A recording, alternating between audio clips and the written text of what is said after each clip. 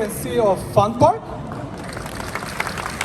Darrell, Director of International Business for SY Holding Group. And last but not least, Jennifer, Senior Advisor at Ant Digital Technologies. All right, folks, let's dive in. We'll start with our first team. Our first team is called the Digital SME. So I'll start with Jennifer. Jennifer, the concept of AI-driven lending took off with models like MyBank 310. Can you start by explaining how they use SME digital behavior to build a profile of trust that completely bypasses traditional credit checks? Okay, let me give a little bit background of MyBank. Actually, MyBank is one of the pioneering digital bank in China. You just think about, they also just celebrate their 10th anniversary. So 10 years ago, there's already digital bank in China. They rely on technology with the aim to transform the landscape in China. Because without any physical branches, they can only rely on mobile device. And what they talk about is 310 means that by the applicants fill in the form on a mobile device in 3 minutes or less than 3 minutes, then in less than 1 minute, you already know whether you got approved or not. And it is zero human intervention. Okay, so you even nowadays, I think 310 still is a very attractive model. And do you know how they achieve it? Actually, they achieve it, of two very important factors. First, it is they use technology. And 10 years ago, you just think about, they are the first digital bank in China to use AI to make sure their process is very speedy and accuracy. And they also already adopt AI-powered remote sensoring, a platform, which you just imagine there's a lot of farmers in China, and for those farmers, their asset is the crop. But how can you assess the value of this crop? So by using the remote sensoring platform, we help them, to turn their crop into their asset, which become like a collateral. Okay, and third thing is graph computing. They already use this graph computing to analyze those very complicated relationship. So by using this, you can talk about like this technology.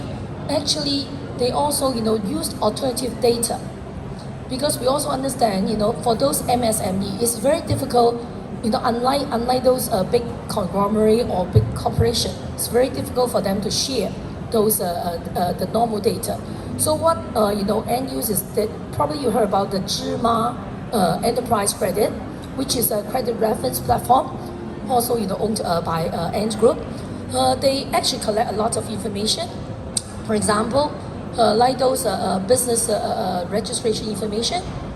They also collect information about like the spending behaviors of the shop owners, of the company itself, and also the shop itself. They also have the past payment track records. Also a lot of those online, offline, social media information. So by writing on this alternative data, they actually build a multi-dimensional profile of each MSME. And because of that, imagine they already have over 50 million SMS's information in their data pool. So, that's why they can achieve this 310 model, because they already got a lot of this alternative data to help them to reduce the credit risk. Thank you so much for sharing that, Jennifer, and setting the stage. I'm going to pivot to Anson, if you don't mind. Anson, you're building a new asset class to help SMEs scale up as a service. How does Fun Park AI use this e-commerce and platform data to not just profile clients, but to actively predict their future growth in this volatile market that we live in? Thank you, Joven. So before answering your question, maybe I'll give you guys a little bit of background in terms of Fun Park. So Fun Park is a tech platform that help digital SME scale up with a proposition called Scale Up as a Service. So it's a scale up service is a combination of providing AI-enabled dynamic funding and predict insight, as well as community platforms. So altogether, it is a flywheel that help our digital clients, our digital SMEs to continue to grow. The three elements that we talk about, before I talk a little bit about the predictive insight that Joven, you talk about, just want to share a little bit in terms of how dynamic funding is equally important for the SMEs, and particularly digital SMEs. The way that FunPart works is that we connect ourselves to the ecosystem partner, to the ecosystem partner that actually generating data with the client's activities, including SKU sales data, the inventory movement data, and their payment data as well. And with that, in-house built AI model that helped understand our client's performance and underwrite. In the past 14 months, we have disbursed more than $3 billion to more than 32,000 online shops. This is the creation of impact to our clients. That is from the funding angle, right? But the way that we look at the world is we're not only funding the merchants. We co-pilot their growth with AI. Oh, by the way, it is not a commercial for Microsoft. But we co-pilot their growth with AI. We are not just like predicting what's happening. We actually enable them to grow. The way we do that is, imagine that we have accumulated tens of millions of transaction data. And with that, like exactly what Jonathan mentioned, right? The GN model he mentioned, the graph neutral network, the way that we see merchant not as isolation. Okay, AI see merchants in a network, and then they can see the entire ecosystem. So we see how AI see how SKU are trending, different SKU are trending, which platform to sell on for different merchants, which region they should focus on, how to maximize the supply chain. All this is empowered by the data availability as well as the AI capability. So this is part of the very key element that FunPart provide to our clients for predictive insight. Not only just like what you mentioned, profiling our clients, but actually how to help them to level up in terms of business. Thank you so much. I appreciate that. I'm going to go now to Christina. Christina, I believe this is where HSBC becomes the hub. Correct me if I'm wrong. HSBC has CTI partnership with Octopus, FunPart partnership, and I'm sure you have plenty of other partners and use cases. How do you go and integrate these dynamic, non-traditional digital scores from partners within your framework? And what does that, let's call it a holistic view, means for the SME who needs more than just a loan? Yeah, absolutely. Actually, this year is HSBC's 160 years anniversaries. Even though we are exist for 160 years, we still stay ahead in innovation. A few years back, we start this ecosystem play. So we look at a lot of proprietary and alternative data to see how we can use that to support our client.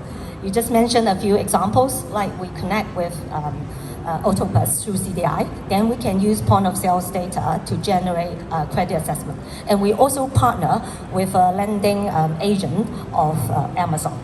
From that, we can provide with all the e-commerce clients with digital merchant finance solutions using the Amazon data. And thirdly, recently actually, we participate in HKMA's interbank account data sharing, where we can obtain the data from different banks to provide our clients with a holistic view on their financial positions. In short, all these different partnerships with different types of partners help us to provide better service, better credit assessment for our clients. And as you mentioned, we are a bank. Other than providing finance, we offer wider servicing to our clients or to the community. So maybe I can quote a few examples. Number one is we actually have a dynamic risk assessment model, which is we think is very industry-leading one. It helps us, we work with Microsoft, Google's on this one. And for this one, the key part is we can help to predict the level of financial crime risk of a specific kind. This is important. It helps us to identify some undesirable types of behavior from the normal clients. This is a very important part in our KYC process. And secondly, we also have an AI fraud detection and scam detection defense model. That's also important because other than providing financing, we have to protect our clients. We can help to project, to check on some early signals that doesn't seem to be right and provide our clients with warnings to stop them from being victims of any scams. So those are some wider applications that the bank can use. Thank you so much for providing that ecosystem analysis and view. We're going to move to our second team, and the name of our second team is Speed versus Safety. So we'll talk a little bit about guardrails, responsible AI. In this section, I'm going to start with Daryl. So Daryl, your AI reads the physical reality, which is super cool, using data like logistics, even weather prediction. So maybe you can tell us more about that to adjust credit exposure. Can you explain how this context-aware scoring is the key to achieving that incredibly fast 7-minute approval? And how does that look in from a lending process? Thank you, Joven. So when people talk about AI in finance, they usually talk about speed, faster scoring, faster lending, faster everything, right? But speed alone doesn't change the system. Real change happens when speed meets understanding and when technology stops predicting numbers and start understanding the underlying context. So at SY, we didn't set out to build another algorithm. We built an AI that reads the physical world because, the risk doesn't live in your Excel spreadsheet. It lives in the cargoes that are being delayed at the ports, in the supply chain that's disrupted by the typhoon, or, in a sudden policy change that halts the shipment overnight. And that's why our model is built around one core idea, which is focus on transactions, not on balance sheet. We don't just rely on a single data source. We actually connect everything from invoices to logistics data, customs, all the way down to customer feedback, refund rates, and even weather patterns across the South China Sea. Because then what we do is we use AI to cross-verify them to ensure the validity of these transactions. This creates the context-aware credit system that knows that, it knows not only who is financing, but it's also knowing what's happening in the business itself. And that's how we enable something previously unthinkable. End-to-end merchant financing in 7 minutes. But this isn't all about faster credit decisions, it's about re-engineering trust in the financial system. By validating trade in real time, we actually help SMEs prove that credibility is not through size of collateral, but actually through the data itself. And for us, AI and behavioral data are how finance finally understands the entrepreneur's mind and reality. Because SME don't just need loans, right? They need the recognition that the data already tells the story. And that's what AI should do, not replace people, scale trust and foresight across borders. And we are very proud at SY. We currently serve over 20,000 SMEs. And we are very proud to also say that of the 20,000 SMEs that we serve, we have recorded an almost non-existent NPL. So the real revolution in fintech isn't really about speculation or token prices. It's really about connecting data, capital, and context across borders. Think about it, so that a small factory in Penang or a live streamer in Shenzhen can actually access liquidity with the same amount of confidence as a multinational. That to me is not disruption, but that to me, my friend, is evolution. Thank you so much. I appreciate that. I'm going to pivot now to Jennifer. Maybe we do a brief response because we're a little bit behind. So Jennifer, we mentioned that speed is not everything to Daryl's point. And then it has to be anchored essentially in trust. The demand is always about speed, is about zero human error. When loans are approved in seconds, how does the fintech exposure ensure the model is auditable? How do we ensure and go about data privacy, compliance standards? How do we prevent bias and over collection of data? So a lot of questions, Yes. but I think you can give us a brief response on that. Okay, I think we all agree that AI is a double-edged sword.